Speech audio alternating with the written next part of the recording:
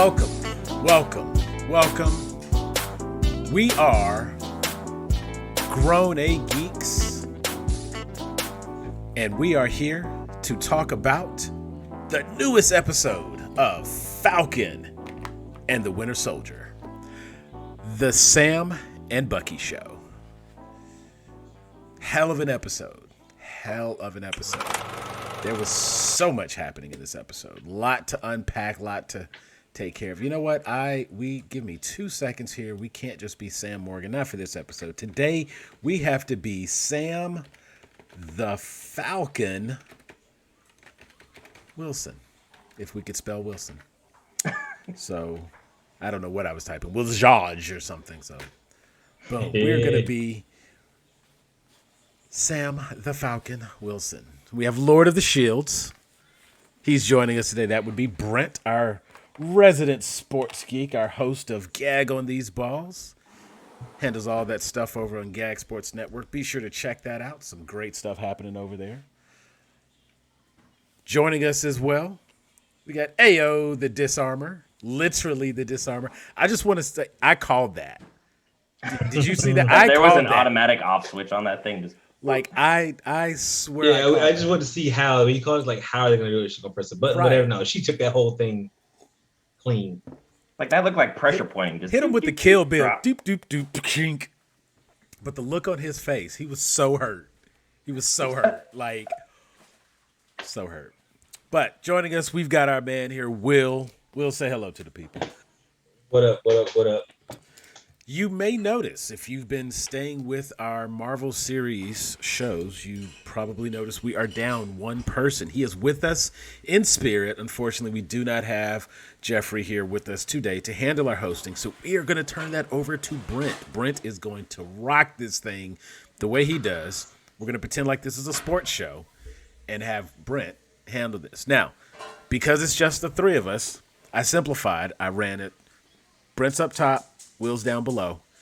We're in the middle of the screen, and we have Sam and Bucky on the screen as well. It's so cute.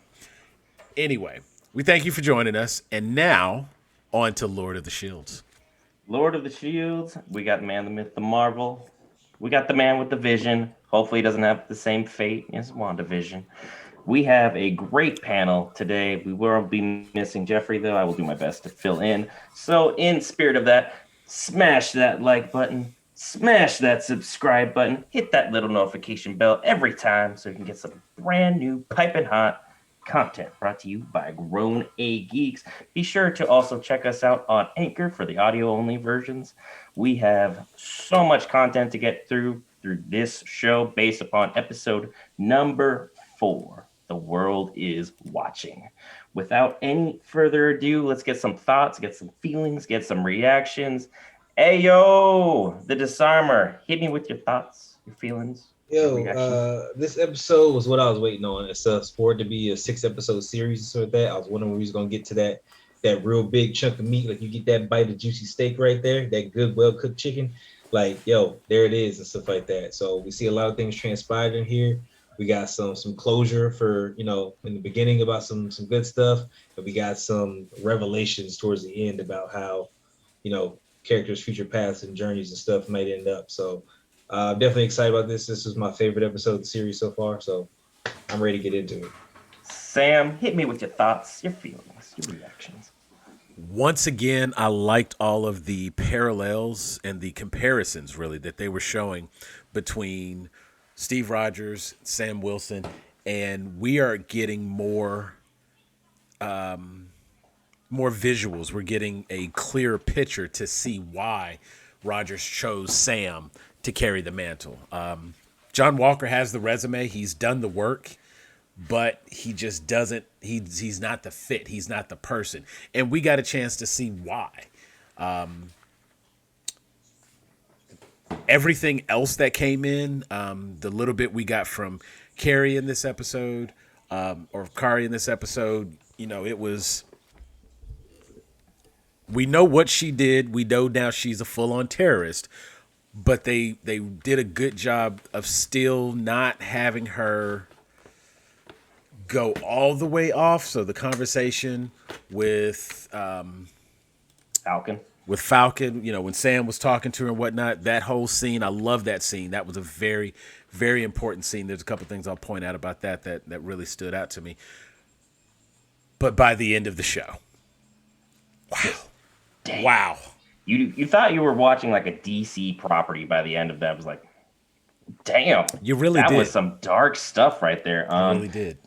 Any more thoughts, feelings, or would you like my take? Marvel can do it too. See, Less broody, less dark, but still all the oh shit. I mean, the whole Netflix, all the Marvel Netflix series, those were quite dark. So it's never been a question whether or not they can do dark. Because for me, this episode was the one I've been waiting on. Like, this has been a good show. I needed it to be great. This episode delivered everything in spades that you would want. There were a lot of plot twists. There were a lot of turns.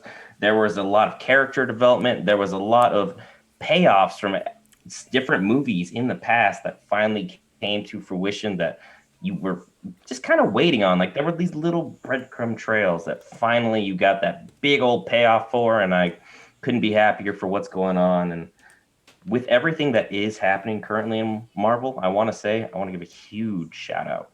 Wyatt Russell. My man is absolutely nailing this role. Without him portraying the character the way that he is, I'm not sure you'd have such a believable villain at this point in time. There's a lot of moral ambiguity with what he's doing, what he's portraying, that I'd love to get in with you guys on. But enough of the quick initial reactions. Let's talk about that opening scene. Bucky, the White Wolf, in Wakanda. Sam, hit me with your quick thoughts and feelings pertaining to that scene. Often we've seen a lot of evidence of what Bucky can do as the Winter Soldier. We see the trigger words when those words are spoken, how he literally turns into this other person.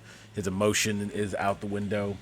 And I really liked that when we saw, he's undergone this program, or we're led to believe that he's gone through some conditioning, some reconditioning to deprogram him. When Ao comes up and she speaks with him and she's saying the words, you can see that he's still concerned. He's still worried that he's going to transition. And she's like, oh, don't worry. You're not going to hurt anybody. Like, just the level of confidence that Dora Milaje have. I love it. But to see him hear those words and see that they have no effect, it doesn't erase what has happened, but it is reassuring for him to know that it's not going to be the same moving forward. And having them cut in those scenes and show what he's thinking about, technically he was not under Hydra programming when he was attacking Tony Stark. So that breakdown right at the end, I think is, he never really got a chance to reconcile with that. So he's got his list, he's got his notebook, and he's got the names in the list. He can't put Tony's name in there because he can never make amends there. And I think that's where that emotion we saw come from him, very powerful. Ayo, hit me with your Wakandan thoughts. Hit me with that scene. I think that scene was a very good testament to how far Bucky has traveled, how much stuff he's gone through, stuff like that. Coming a long way, and the fact that, whether people pick up or not, she was speaking the words in Wakandan dialect, and he understood them still. So at that, so he's been there a while. He's been immersed in the culture. So at that, he really feels like he's part of them. And you saw that with his confrontation with Ao and stuff like that. Like, he really is a part of Wakanda now. So they've really accepted him with open arms and taken care of him. So knowing that, they're doing all this stuff for him and helping get him right, and the emotion that he's going through is really, really powerful. And especially just, as a grown man and stuff, looking at it, and having, been through shit, having been through war, stuff like that. Again, it's such a relief to be able to like get some of this burden that you deal with off your shoulders and be able to just kind of let it out and know that you can start finally moving forward, which is great, because we know that that's what Sam did for a lot of people when he worked at the VA, and what he's still continuing to do, which we'll talk about later. So that is help people through stuff. So we see again those kind of parallels and stuff like that with different things that are going on with these characters, and it's really nice to see. Yeah, because that scene was so emotional and so impactful. Because for the longest, we haven't seen Bucky Barnes. All we've seen is the Winter Soldier. And seeing Bucky Barnes reappear out of the shell that he was forced to become unwillingly in order just to survive was powerful because he was shaking with every single word. And my man was just straight up weeping, tears of joy. And he was finally able to, just smile a little bit, knowing that he was free. So people like Zemo and Hydra and everyone else who's on that list isn't able to control him anymore. He's finally free and able to do what he wants to do, which is, what Sam was talking about. He's got that list. He's trying to make amends. Now that he knows he's free, he's trying to kind of make up for some of his sins that he more or less didn't have as much control over as he would have liked. That definitely helped pay off with the other scene moving forward when we have the Dora Milaje making their grand appearance. I mean, that is a scene. Them ladies is bad. They've always been bad, and this Like was they just a all fine as hell showcase. and bad. This was just a showcase for anyone who wasn't like if somehow you missed from Civil War or Black Panther or Endgame, if you've missed who the Dora Milaje are up to this point, my lady gave it to you in one statement. The Dora Milaje have jurisdiction wherever the Dora Milaje find themselves to be. They running stuff anywhere. Those ladies are powerful. Those ladies are badass. Those They're ladies not are even beautiful. super soldiers. They are They are large and in charge. not even super soldiers.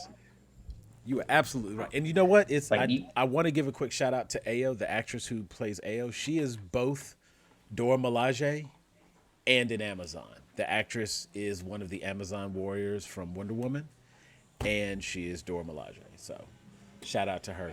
And then while we're mentioning out dual identities, the actress that plays Carly in the Flag Smashers also made an appearance in Solo, a Star Wars story, as also another badass character. But while we're talking about the Flag Smashers, what was your takeaway from Carly's talk with her Smasher friend who he's at the very end of the episode, Will?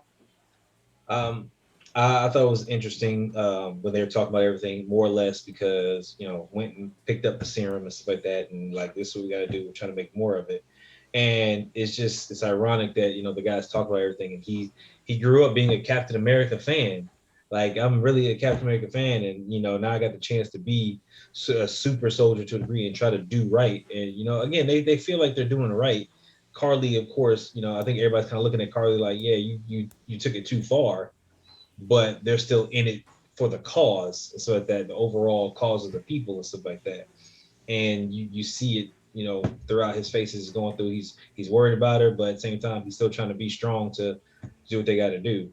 And with Carly, again, she's not backing down, and you could tell like she's hurting a little bit. So that like to what degree I don't know. I mean, granted they lost the the lady and stuff like that, freaking, but even though she's working through that pain and stuff like that, I mean, she's not slowing down for anything. Like, she's still going to try to find a way. But again, it's that it seems like she's kind of second guessing a few things as she goes along, but ultimately recorrects in the same direction that she was going. She's kind of like, think about it. No, yeah, we're doing the right thing. We're doing the right thing. So, yeah, I think Sam, how do you think Carly is dealing with like her trauma from her decision to take it one step further to the extreme that has now caused the world to once again tighten down its borders? I mean, they have more allies, but her enemies are now empowered by what she has done. I think her initial thought, they weren't being taken seriously. They were. She doesn't want to be thought of as a terrorist organization, obviously, but I don't think she felt she was getting the attention that she deserved, that her cause was not as serious as it needed to be. And when she decided to go the route she did with the violence and blowing up the the building, the news report says the GRC, it talks about the security workers who were in there, and one of the guys had only worked there a week, and so it's like when you're listening to this news report, everyone is kind of looking like we did that, like we're responsible for that, and they're kind of all looking to her, and she, you can tell it's affected her a certain way, but she still believes that in the end, the ends will justify the means. It's not the path she would have taken ideally, but she is getting to the point where there's a certain bit of desperation that's coming into her feelings, and she's really starting to feel like, I'll do whatever it takes. We hear a conversation later where she's 100% 10 toes down committed to this cause. This isn't like the flavor of the week. This isn't how she's feeling today. It's not a phase.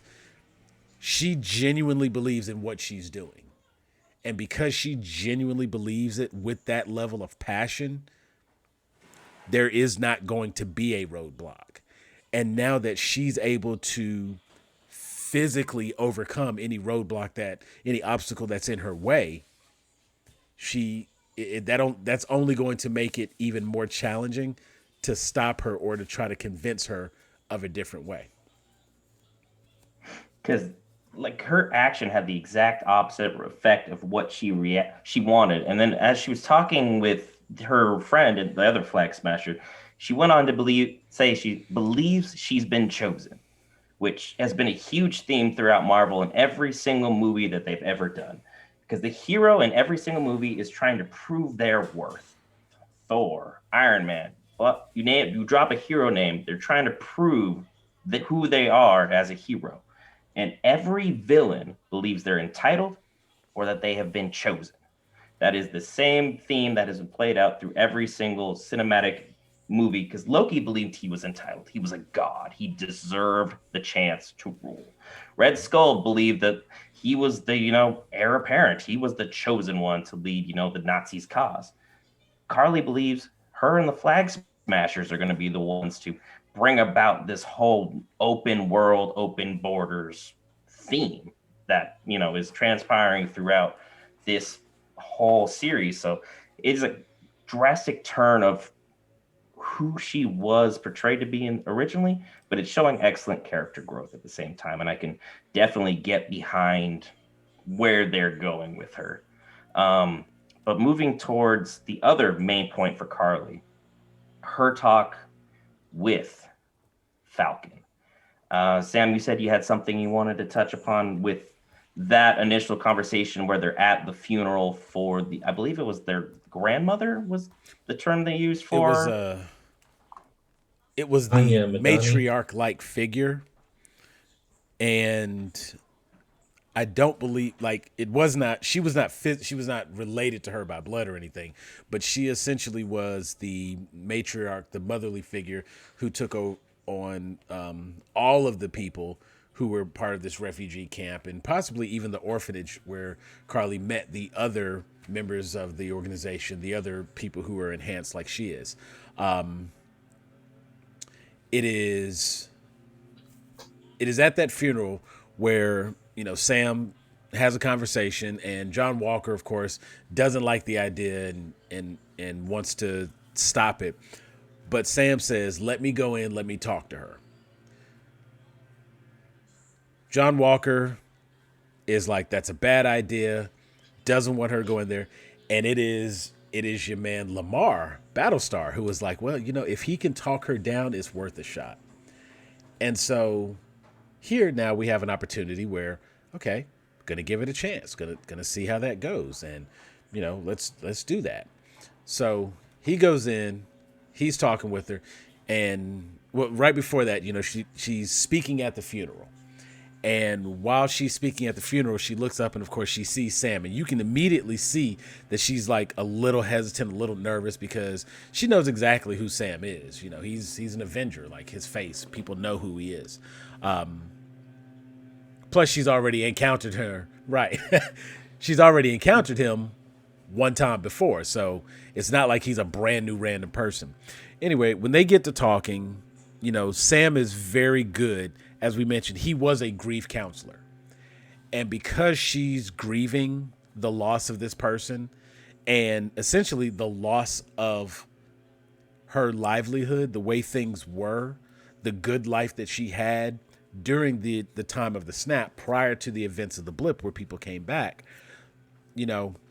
we kind of get a little bit more perspective. I've said numerous times that I want to know about that world. I want to know what the world was in those 5 years, because to me, that's going to tell a major story about this MCU, about this universe. The closest we got was as Carly was kind of explaining it, and it's just one of those things. Like when you think about like half the population is gone, like half the population is gone. So all the homeless, there's just all these empty houses now. They're just empty houses. So people have a place to stay. There's an abundance of resources and food and things like that.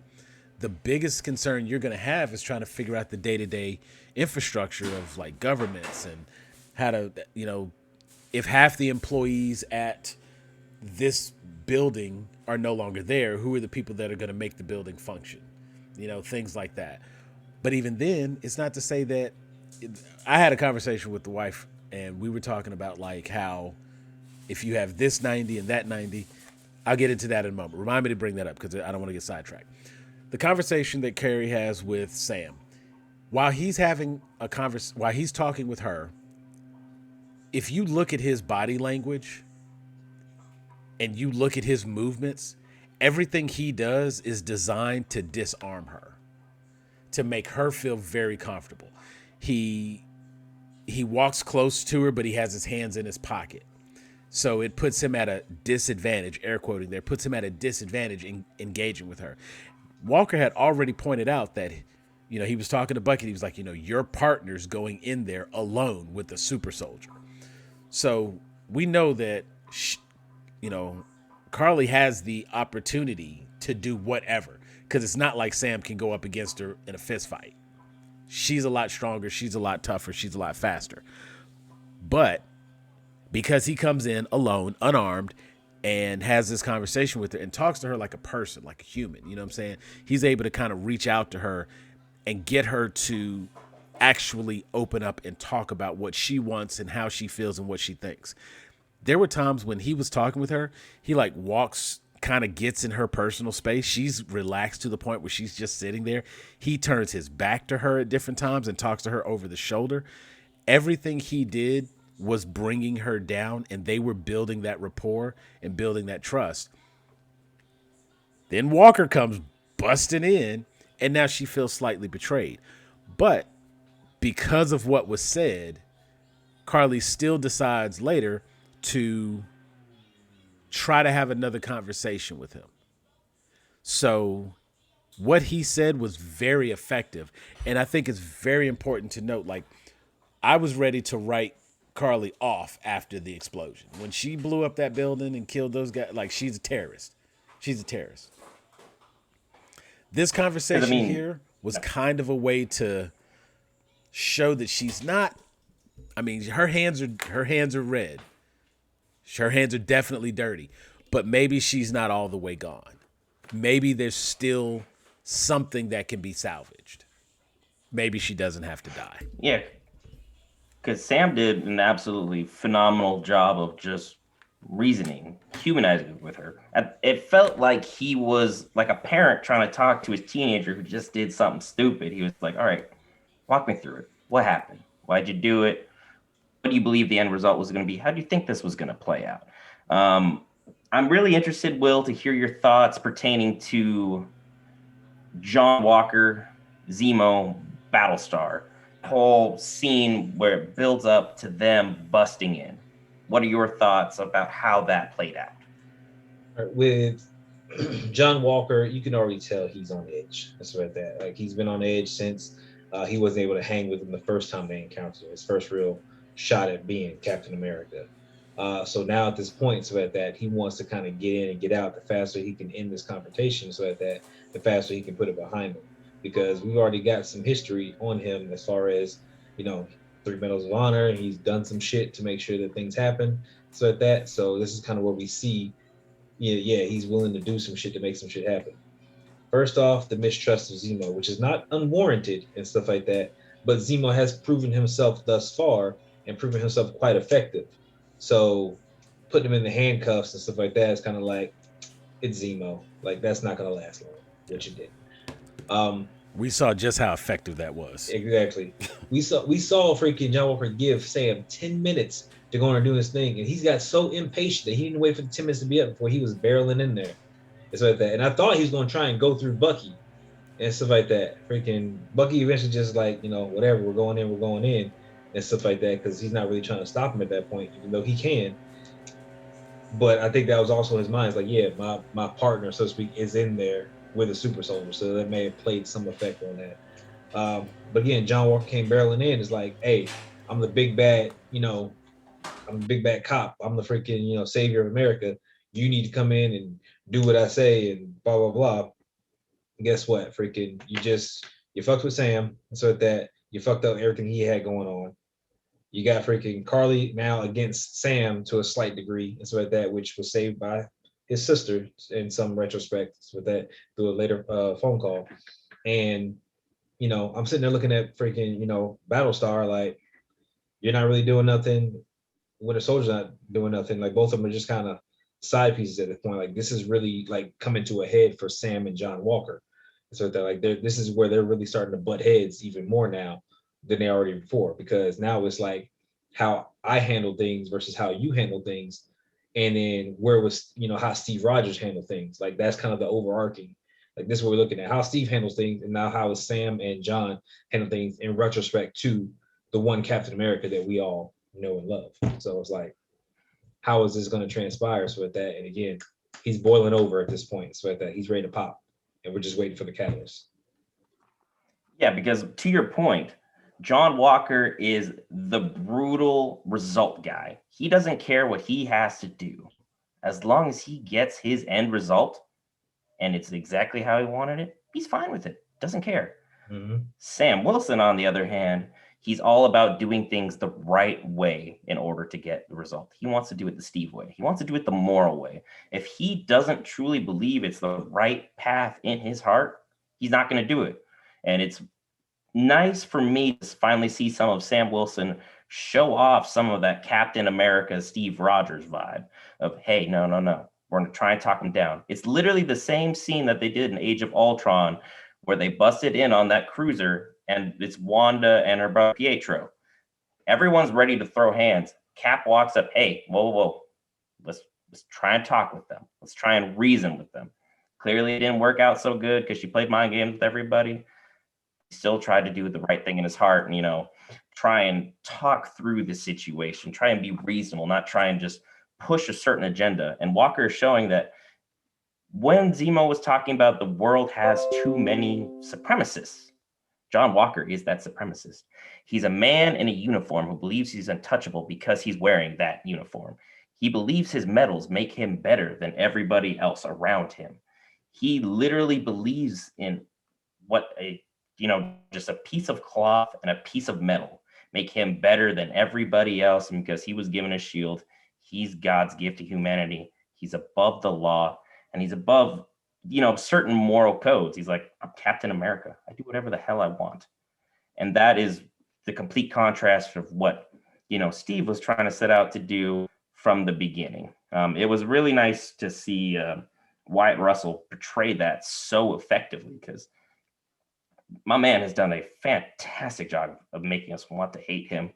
I mean, the death threats are way too over the top. I mean, everything else has been good up till this point.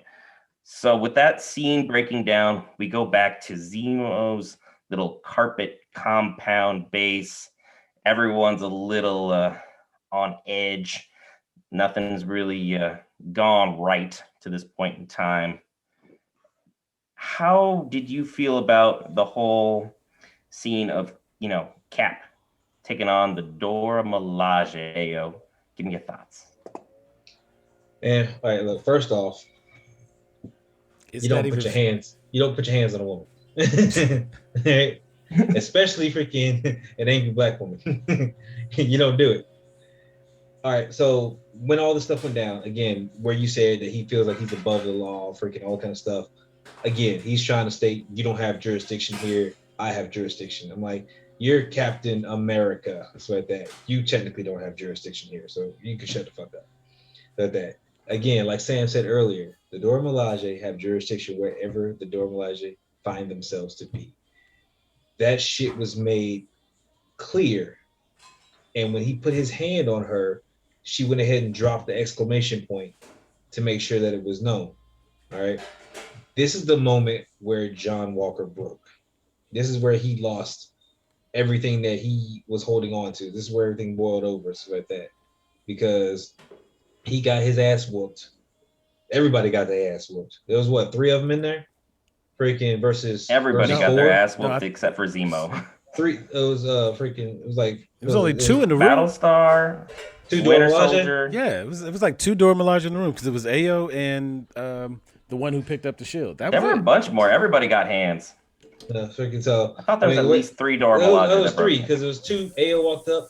She had one with her, and then the one came from and threw the spear from the other side. So like that. So we'll have to go back and watch and see. Okay, But we'll double check that. Yeah, I'm pretty sure there's 3. But either way, freaking like everybody caught hands. You know, Battlestar freaking got dropped and stuff like that. Freaking first and stuff like that. We saw freaking Sam, and now keep in mind, we saw Sam. You saw him throw a couple moves and stuff like that. Sam was the only one who didn't get dropped and stuff like that to a degree. So that he was throwing them hands so that just to stay defensive at that point. He wasn't on the attack. He just tried to stay defensive. Bucky got disarmed real quick. And his heart broken in the process. It was beautiful how it was done. So at that, and you can tell that like him and Ao have a real good relationship. You know, that they developed and stuff like that. So that was like a form of betrayal to him when that happened. But the same thing, you know, he already had a form of betrayal against them for, you know, helping Zemo escape. So it's kind of tit for tat at this point. I think my exact words were, how is the Dora Milaje going to handle what's going to happen when he steps between the Dora and Zemo? And we saw exactly what happens. They're going to take his arm off. Literally. They took his arm off and so like that. And to see the Dora Milaje standing there and that one, you know, it's the way she popped up the shield like Cat does, just bam. And she was holding that thing. And then Ao was like, yeah, just give it back. Like, if that wasn't a freaking to knock you down freaking a couple of pegs, like freaking like yo, like she clipped you right there. Like you got castrated at that moment. There was nothing that he could say or do. All the way shook. Yeah, they're not even super soldiers. That speaks volumes for what the Dora Milaje can do. It was his voice, the way he said it. Yeah, like not just the fact that it's like they're not even super. Well, he lost the bass in his voice. Like he couldn't say anything else. It's like that. You take this back to Civil War, where what if it get move or you will be moved? Like that shit rung true all the way to now. Like she's not playing any games. I love it. I'm hoping for the whole series and stuff with them. We've already got talks about it, so that like it's just gonna be epic. I'm hyped at this point. Sam, would you like to add on to that fight scene? I did like that we saw, and I think sometimes people, you know, we don't really think about it. We know the shield is like a special shield, and you know, hell, at this point, it almost feels like it's a magic shield. But you forget sometimes that the shield is, in fact, just vibranium. And one thing we don't see a lot of is how vibranium interacts with vibranium. So when they come in and they have their vibranium spears, and if you recall in Black Panther, my girl threw that spear, it stuck in the ground, the truck went through, like, it ripped the truck in half because the spear was in the ground. The spear is not moving. So when she takes that spear and she hits that shield, that is literally nothing more than just a basic, it's just something between you and that spear. It doesn't have the same properties that it typically would against anything else. When somebody else is fighting and they're hitting the shield, you could stand there and you would never move. But when that vibranium hits it, oh no, it just nullifies all of those effects. And he obviously doesn't know that much about the shield, has never been to Wakanda, knows nothing about the Wakandans, and was sorely, sorely unprepared for this fight. And I love how he introduces himself. Hi, I'm John Walker, Captain America. I mean, he says it like everyone's supposed to know who he is. And it's not like he ever says, like, he doesn't just come up and say, I'm Captain America. He always introduces himself as John Walker / Captain, or it's like John Walker, comma, Captain America. I think if he wants that to actually mean something, he just has to stop at Captain America. Yeah. But I feel like at the same time though, he doesn't want that comparison. But see, he wants that, as we had mentioned before, he wants all the benefits that come with that. So whenever he says, "Hi, I'm John Walker, Captain America," like he feels like the kind of dude that would be telling bartenders he's Captain America to get free drinks. You know what I'm saying? Like he wouldn't settle with just getting his appropriate discounts. He would be like, pay for this. Do you know who I am? Captain America. Like, you know what I'm saying? Like, I just feel like that's the type of person he is. And as a result, like, the Dora Milaje don't care. Who are you? Who? No, Dora Milaje do not give a single fuck. They wake up and choose violence. You is not the king of Wakanda, so it matters not to me. Because the ladies have hands, and the biggest exclamation point for me on that fight was she throws that so precisely, catches the little wrist cuff, pins it through the table. You see your man, John Walker, struggling to get that thing out for minutes. Eventually, she just knocks him down, rips it out one-handed. But then, on top of that, she does the whole Captain America kick-up catch. Just like, not only did I just prove I'm stronger than you, I just proved I'm better than you with shield that you are so proud of in like 3 seconds. Like, they have no training with this shield. They don't have any practice with it. They just, oh, it's that easy? All right. Like, the Dora Milaje are just about here. About everybody else is like somewhere off screen. Yeah, these women are the elite of the elite. Their basics are better than the special forces of the U.S. military. Like that's how badass they are. And keep in mind, like when he was reaching for that shield and he was stuck, you said for minutes trying to get it out. He don't think he's anything worthwhile without that shield. That speaks volumes right there. He's like, I need the shield. I need the shield to be Captain America. Like if that was Cap start throwing hands. Like fuck that. Real Cap was just taking his arm out, kept going. Yeah, this man was. Well, he probably wouldn't have, got caught up by the spear in the wrist anyway. I mean, and seeing like as soon as he tried to when he finally figured out that he had to just let the shield go in order to get back into the battle, he immediately got pieced up. So, it's. I mean, I feel like Steve would have seen the Dora Milaje walk in and be like, "All right, proceed. I'm just here. Carry on." Because I don't think Steve would. I want to throw hands with these people. If Steve had been first of all, if Steve had been in that position, it would have been an entirely different conversation with Zemo to start. All of that would have taken place totally different. And I don't even know that Steve would have broke him out of jail. So that hypothetical. Steve would have just looked at Bucky and be like, really? Yeah, you see, like that whole hypothetical is kind of like a lot of interesting there. But, I think the good point about it though, with like Zemo, just literally saw everything play out. You guys got this? I'm just gonna see you later. Yeah, the way just full El Chapo right on out. Now, when he was right before he broke out, right before the fight took place, I love how Sam and Bucky are both kind of sitting over there like, should we do something? Should we, looking real strong there, John. Like they're just like they're unsure. Like they like watching him get his ass kicked. They don't really want to stop that part, but they do still need him because he is, in fact, as was mentioned, in Wakanda, no less, he is a means to an end. And when that battle takes place inside that apartment, Zemo is very, very calm. It's always interesting how everybody around Zemo is always fighting and he's not, which is why when we saw Zemo get to Baron let him know, when we got a chance to see him actually throw hands, it was very impressive because he's not had to fight. He's not had to put hands on anybody. He's made everybody else put hands on each other. He's the chess master who arranges all the pieces around him to do all the work. He'll come clean up and be like, we good. I got the job done. because Zemo has like he was even just finishing his drink. He was like, "Well, So I poured cool. this. He I'm like, gonna finish this." He was like, "Well, the Dora Milaje are here," and y'all he got was still this, just right? like, Y'all got it was like an average Tuesday for him. Like if the Dora Milaje busts through any of our doors, none of us are staying calm. He's just, we good. It's like he finished his drink, he chopoed out, and then we get to the phone call from Carly. She makes the phone call to Sam. It's like, hey, one chance, make this right.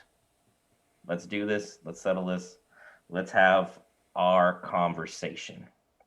And from there, things take quite the turn. Sam, walk us through the series of events that transpire from that phone call.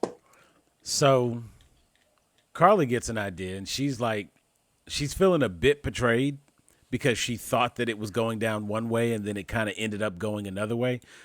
But she felt like she was really connecting with Sam. And so she wants to continue the conversation. She wants to see if Sam actually can do anything. Can he help? And so they get this idea. She's talking with two of the other Flag Smashers, and they get this idea to Kill separate Captain America. They're going to kill Captain America. In order to do that, they want to separate Sam. They want to separate Sam and Bucky from New Cap. Let me be clear on that. New Cap and Battlestar. And, you know, Zemo initially had this idea that he was just going to take care of this himself.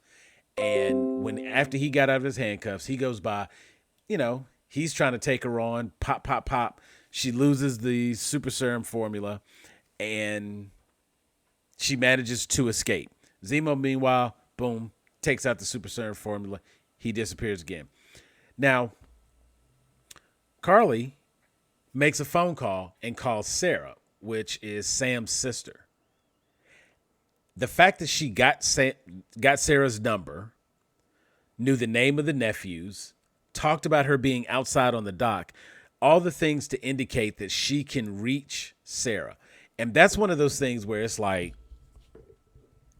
Sam was in full gear the next time we saw him. He's like, oh, that's how we playing it? Because, you know, once you start attacking, once you put out the reach to family, you really are saying Gloves like all come bets off. are off.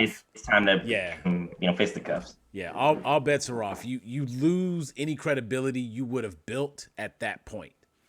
And so now it's starting, you know, it's one of those situations where Sam still has that good heart. So he's not quite looking at her completely as terrorist, but he's definitely realizing that she's not above Dirty Pool and has to handle her more delicately. He can't just be overly optimistic. He's got to be mindful of who he's dealing with here. And that was evident by him coming to show up at the meeting place in uniform. Will, what are your thoughts moving forward from that point in time? Full uniform, everybody's ready to go. Walk me through those events. All right. Now, remember we had a little talk with Battlestar and New Cap and stuff like that. And one of the key things that was said, because I'm not going to know what the thing was, you know, they were talking about, well, and they weren't really sure. The serum just makes you more of what you already are, and stuff like that. And I listened to those words very carefully, so because we already knew he already pocketed the last one that we saw available and stuff like that. So it was like, okay, we've been seeing all the signs. He's already on edge. He's already boiling over, stuff like that. We already know he's done some fucked up shit in the past to get those medals of honor, stuff like that. So the serum freaking, you know, being in play and stuff like that could definitely make him more of who he is, which we only have a glimpse of. So that sets up for a freaking, hey, everything's going in hot. Sam went in freaking to find out what's going on and why you contacted my sister. As soon as Walker was on the field, freaking is like, yo, we gotta deal with Walker right now because Walker is the problem. Everybody knew Walker was the problem. So that, so like we need to deal with him. And then stuff starts going down, people start getting separated, their plan is starting to go into action. Hey, separate Battlestar. Winter Soldier's on his own walking over here. Sam's flying around. Walker's on the run, trying to figure out what's happening. And then that's when we get a glimpse that freaking Walker has done some shit that he had no business doing. That Walker is freaking, more than what, he was showing in the beginning. It He wasn't until I decided to watched. make up for his own ineptitude. It wasn't until the second time I watched the episode that I picked up that there's a knife thrown at him and he dodges the knife right before he gets to him, and the knife sticks into the wall, and he actually dodges that first, and then he turns to engage. He's in battle, and when he throws that shield, the shield gets embedded in the stone column. Mm-hmm. The stone column I picked up the first time. I was like, Yep. dang, he put that thing all the way in there. What I missed was the knife that he actually like dodges. And when you go back and watch that scene, he dodges it like last second. He did the way Bucky caught that knife when they were in the fight.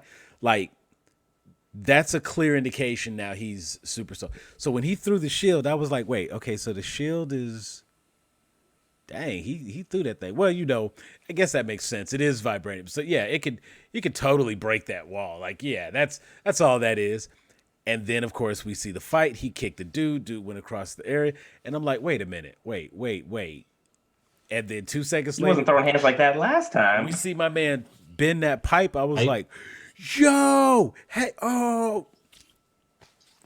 I was They on definitely that presented it. When he came in through the door, like that's when I was like, he came in the door kind of hard. Like this is going somewhere. And then the shield was okay. There's my full on confirmation and stuff like that. Because I missed the knife and stuff like that. I think I literally blinked for how I said. So I missed the freaking knife. But the shield, that was the moment that okay, he went and did that shit. And I was curious whether Battlestar knew if he did it or not, or did he do it on his own? Like we still don't even know about that.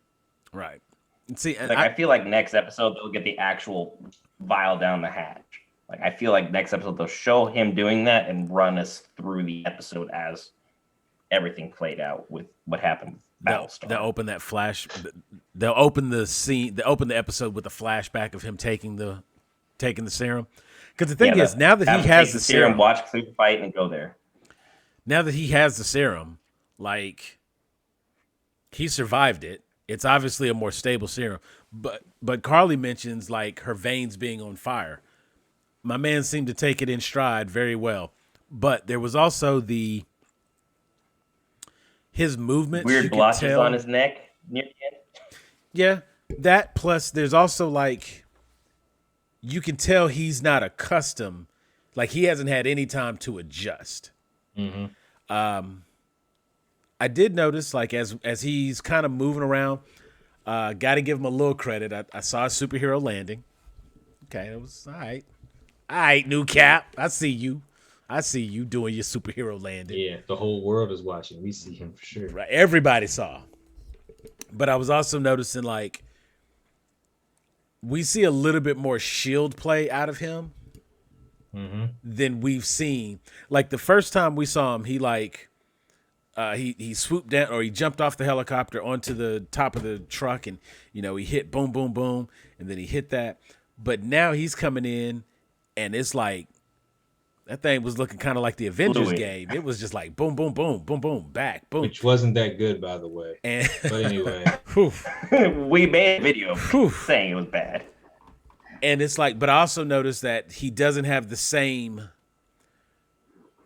retraction. Whenever Cap would throw the shield, it could throw, and when it came back, he would just kind of like catch it, and there would just be that little bit of recoil in his arm. When they showed him training with it, he had like a much harder recoil in trying to adjust to the shield. Now he was just kind of like walking, throw it, catch it. He was actually, because he's now enhanced and has a super soldier serum, we see that he's able to move and function at the same level as Cap would have, as Steve Rogers would have, because he doesn't have that same recoil with the shield. Because Bucky, whenever you see him catch the shield, that arm, he doesn't have that recoil. Also a super soldier. So he usually catches it with the metal arm, but I catch your point. Super soldiers have a little bit of an easier time with it. Because, like, for me, the whole reason, like, even my name for this show, Lord of the Shields, is because John Walker just completed his Boromir arc. If you're not familiar, I'm a giant Lord of the Rings buff. The super soldier serum is akin to the One Ring. Everyone always wants it. That's the one thing they gravitate towards. Boromir's whole thing was, if I have this ring, I can save my people. I can do what I need to do to save everybody. For John Walker, getting the super soldier serum, but how many lives can I save with this thing? So without thinking, down the hatch, next thing you know, his best friend gets literally super kicked into a column to the point where his whole body just limp. I think that was his spine that literally got shattered against that column. That was he took a solid punch. I think his chest collapsed. I was about to say he took a full-on punch from a super soldier, and she was not holding back or trying. Because like if you watch whenever Cap fights, like there hasn't been too many times where he's really like cut loose and shown how strong he is. We've seen him run sometimes, and it's not until something like where he's, keeping a helicopter from taking off that you get an idea of how strong this dude is. And so if he was actually trying to like open something or hit something, or if he wanted to punch through something, the ability to do it would be there. Because when we saw the Winter Soldiers, the other Winter Soldiers, when we saw them fighting, they were like, that one dude caught the guy by the face and just like threw him down and he was dead. You know what I'm saying? So it's like there's a lot of strength there. Carly she's intercepted by Battlestar. He gets up, they tussle for a second, and she rears back and punches him like dead in the chest. My man's lungs probably exploded inside. And then when he hit the pillar, that was a broken back on top of that. But yeah, I think he was dead before he even hit that. Because he was completely limp. And it was really nice touch, like how they did the music. It slowly panned down. You see everyone's faces go, oh, shit. Like, you just killed this man's only moral compass. Now you've just unleashed a super soldier who's completely gone. He had a little bit holding him back. And I really just want to say, like, why would you kill Battlestar? Sam, give me your thoughts. Why Battlestar? Well, I think the important thing to realize here is if you look at that scene, even Carly is shocked and surprised in that moment. You can see that was not her intention. She's going to own it. She's going to like step up like that's, yeah, you know what I'm saying? But it wasn't like she meant to do that. She was simply fighting like everyone else. And the only person that they are accounting for to be a super soldier is, in fact, Bucky. The Winter Soldier is the only person they're thinking is a super soldier. They know Battlestar's not. They know that John Walker's not. They know that Sam is not. So they think already coming in they have the advantage, which is why they wanted to separate. And they fully expected to take out Captain America. That was the plan. Their plan was not to take out Battlestar. So when the fight is taking place and, everything's going down, Battlestar, right when Carly is about to actually kill Cap, because he's being held by two super soldiers, right as he's about to get killed and she comes running in, Battlestar last second, spears her, knocks her down. They battle for a second, and then all of a sudden she rears back, hauls off, and just like, boom, punches him right in the chest. The entire fight stopped. Like, it was one of those moments where both sides of this conflict took a moment to assess what took place. And like, I just finally started liking this character. Like, it took a long time for me to really get down with Battlestar. For them to off him just like that. Like that. I mean, Jeff would say it's because of his hairline, but it's no, Jeff would have something totally different to say about I'm sure why Battlestar, why I gotta be the Battlestar character that die off. Like, it would be him that goes first. Like, Jeff would have a totally different take. And Jeff, please comment below exactly what you would wanted to say about that, because I am curious to know. I hate that I can't get your thoughts on this at this moment. But no, I think one other thing that is important to point out there is, as you mentioned, you just started liking Battlestar. We see things from Battlestar's perspective, and we get to understanding that he is, in fact, the voice of reason. That John Walker John Walker is the hammer and Battlestar is the nail. You know what I'm saying? And it's like a hammer by itself can't do as much. You have to have a nail for the hammer to be effective for a lot of these things. And Battlestar was that moral compass, as you pointed out. And they had to make sure that we liked him in order for his death to have meaning. Because if they had killed him last episode, he would have just been collateral damage.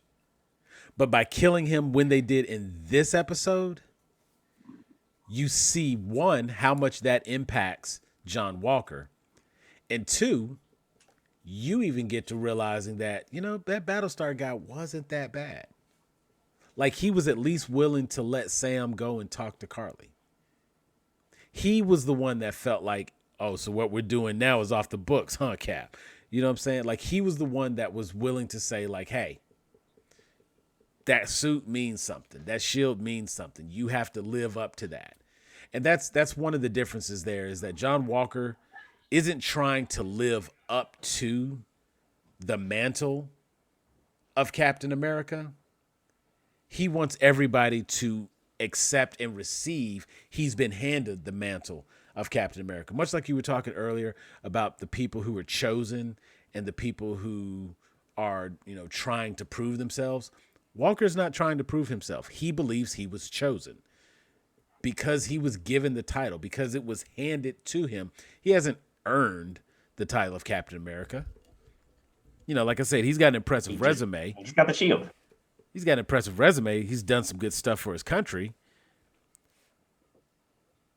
But he's not Captain America because he's not Steve Rogers. Yeah. And even Zemo points out that, you know, when he talks about supremacists and how, even when he's mentioned like how Carly has to die, he points out that there's never, like, they're talking about how the serum changes people, this, that, and the other, and how the serum probably is the real villain. Like you said, it's the One Ring in this case. Even Zemo points out that there's never been another person like Steve Rogers.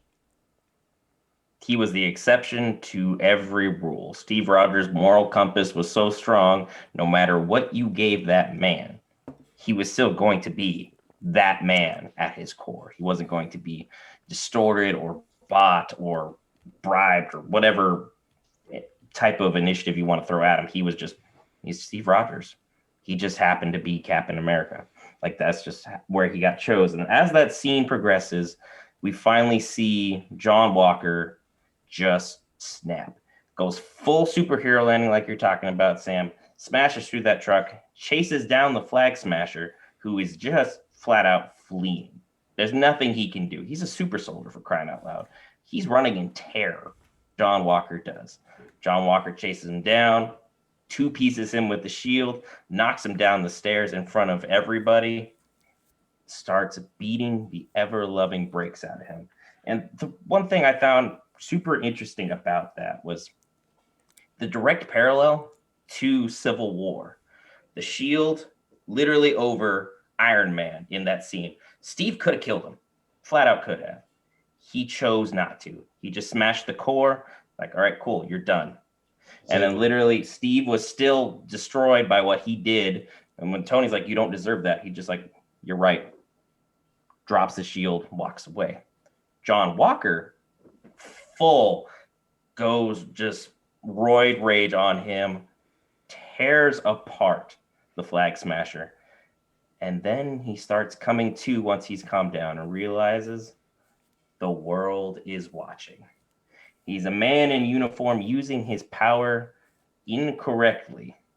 And the entire world was shocked to see what he did. Ayo, give me your thoughts on John Walker in that scene. Carly saw it, Falcon saw it, Winter Soldier saw it, like the world saw it.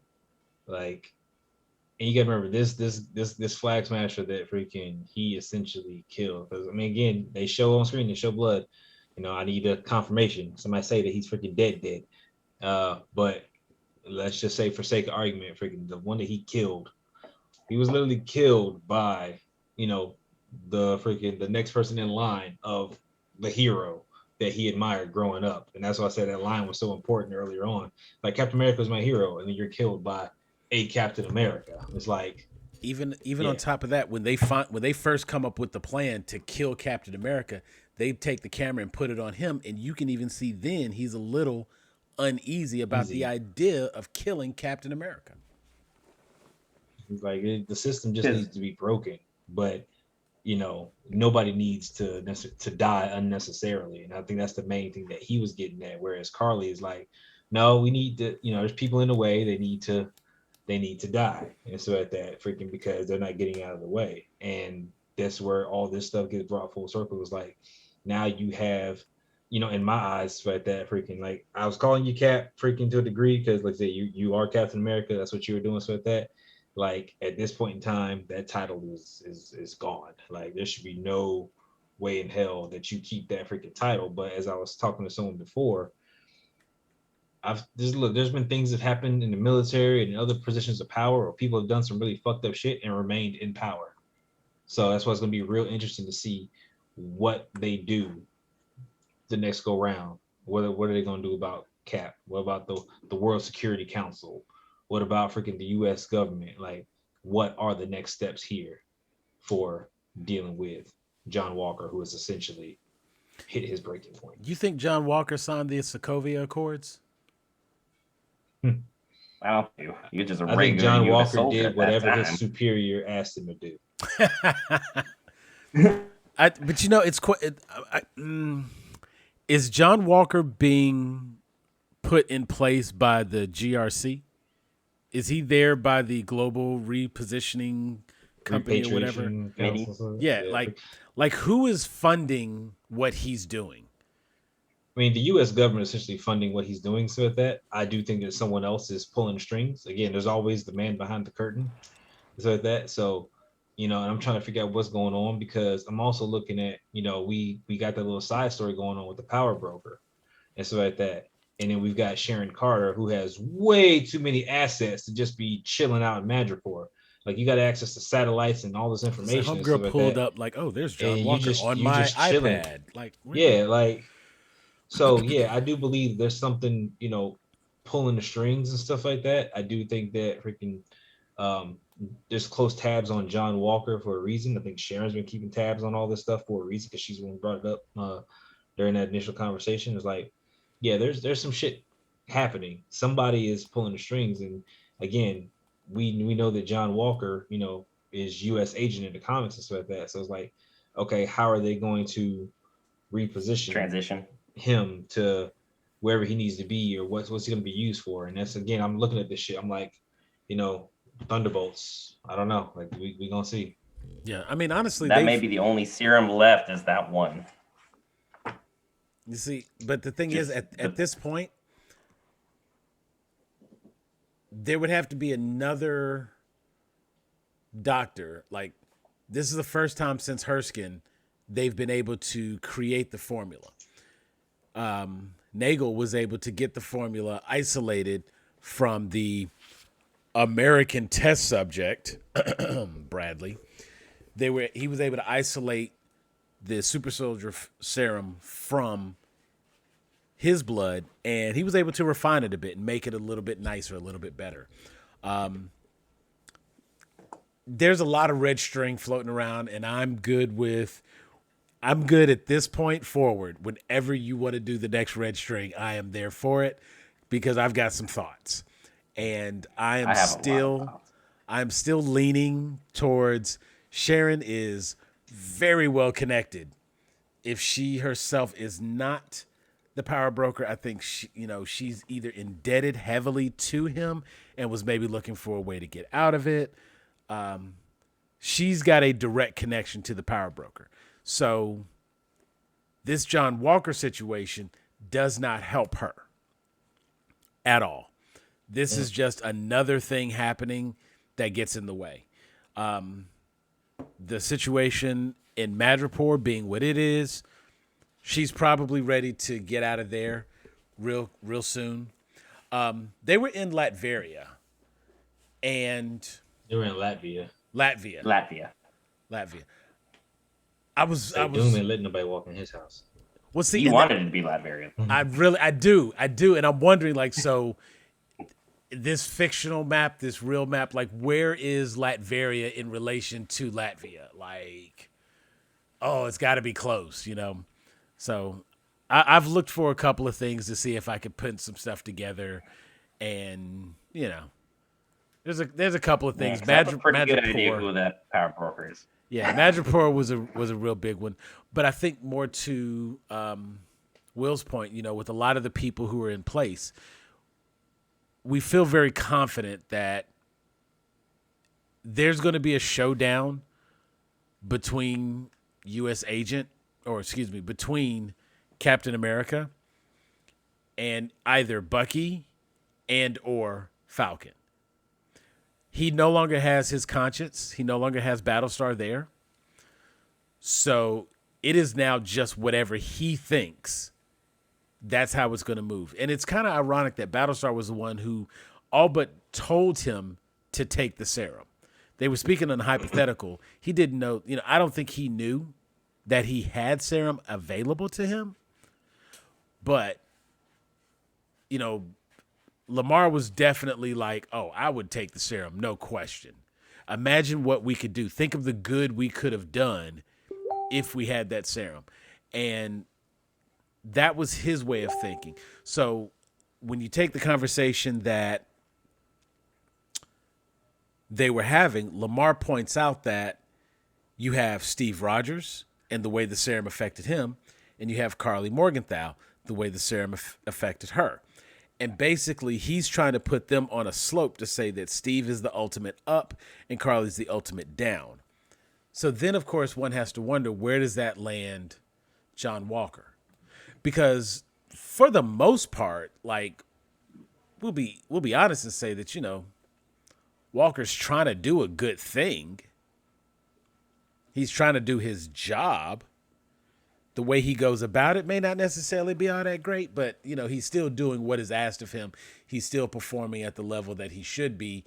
He is doing what the soldier in him is supposed to do. To that point, I think, like, it's kind of an unfair, he's getting an unfair rap. He's getting a bad rap for everything he's doing, and, you know, just like, I'm gonna give one final mark on John Walker, then we'll get to what we're looking forward to in the next episode. My final point for John Walker is he was using a round object, which traditionally is not supposed to be a weapon. A round object is not supposed to be a killing weapon. It's supposed to be like a spike or a tipped weapon. A round object, by using that as a weapon, you are distorting its meaning, which is exactly what John Walker is doing to Captain America traditionally. He is distorting the world's view on who Captain America is through his murder of this flag smasher for the whole world to see. And there's going to be a lot of interesting playabouts moving forward of how that's going to happen. Ayo, give me what you're looking forward to next episode. Next episode, I'm definitely looking for consequences for John Walker. What are the consequences for him? What is he going to get into, and who is going to levy out those consequences? It could be freaking, Falcon and Winter Soldier could take it to him because he doesn't want to go down or something like that, or he could turn himself into the government and let them handle. Like, it could be a number of things. So curious about that. I need to know what Sharon's end game is. She got something going on. You know what the fuck is up. Power Broker should make an appearance. That could be one of the same with Sharon, as far as we know. So like that. But we need to start seeing something on Power Broker stuff, because he's been a man in the shadows, so to speak. I need to know what's happening with him and how that is transpiring. And I really want to know, like, what Zemo is up to. So that he just took off. So Zemo, that's more or less my lesser thing, because Zemo could be taken off and in the wind. Like, he did what he came to do. He smashed those serums and stuff like that. So only thing he's got left is to deal with the super soldiers and stuff like that are left as well, because he wants to get rid of them. And again, that's where in my head I'm like, okay, Thunderbolts could come into play for that. We need to regulate these and take these people out. So that's what the Thunderbolts could be doing, or some shit. I don't know. Again, speculation, but we'll see. That's my thoughts. Sam, what you're looking forward to for next episode? I'm with Will on 2 points very specifically. One, there's only 2 episodes left, and since we kind of know some things that have to happen, I feel like it's not enough time for them to introduce anybody new for the Power Broker unless he's going to have some relevance down A the character line. we already knew. So I am thinking it's going to be somebody we've either seen or somebody that can justifiably be the Power Broker. I'm still leaning hard towards Sharon. I just want to know how they're going to explain that. I need it to make sense. Don't just say it's her because it's her. Give me what she was doing over these 5 years, how she got to that point after Civil War. Break it down. I don't care if she monologues it like a villain does. Just make that make sense. And yeah, I want to know if John Walker is going to give up the shield or if the shield has to be taken, because I don't see him being in as much trouble as one would think. At the time of that fight, it could be argued. Let me say this. How do I say that? I'm gonna go Jeffrey real quick. Uh-oh. Even though that man was on the ground, who's to say that Cap didn't feel threatened by him because he was a super soldier? So I don't necessarily think that him just killing that man was going to be enough for them to strip him the title of Captain America. So just because of that, yeah, the world was watching, but you could see something and still not do anything about it. And there's real world examples of that. Jeff, I hope you understand my impression of you. That's what that was. But because of that, I'm curious how they're going to take the shield from John Walker, because I don't think the government is just going to say, hey, give it back. We made a mistake. I think they're going to stick by their poor decision, let him keep it, and it's going to have to be taken from him. Because my points are 2, and they're quite specific. My whole, I'm not really more concerned with how they're getting the shield. I'm more worried about how Sam's moral compass is going to guide him moving forward, how he feels about what John Walker did and how that would reflect upon the legacy that Steve Rogers had built upon with that shield. And then my Power Broker take is it's someone we've seen directly in 2 of the Captain America movies, who was very, very close with Hydra and survived both Red Skull and both with the Hydra takeover for, the Winter Soldier movie, who was a big player behind the scenes, and he had his own little base of sorts. I mean, it would make sense for him to have make sense for him to have access to satellites and other technology. And you know what? Y'all stick around for the red string. We gonna have to do a red string. We got a lot of pieces moving, but once again, thank you for your time, Growing Geeks. Be sure to smash that like button, smash that subscribe button, hit that notification bell so you get notified every time I drop fresh, piping hot chicken for your Growing Geeks content. Follow your QR codes if they're anywhere to respective pages. Be sure to check out the regular Facebook for Growing Geeks for our sports on Mondays. If you like sports, Growing Geeks Sports is up there. And be sure to check out the Anchor for the audio-only version if you don't want to look at us for whatever reason. But that is Sam. This is Brent, your host for this evening, filling in for Jeffrey. Jeffrey, please come back to us. Make it a little bit easier for me. It's big shoes to fill. We got Will, the man, the myth, the marvel at the bottom. With that, folks, we're out.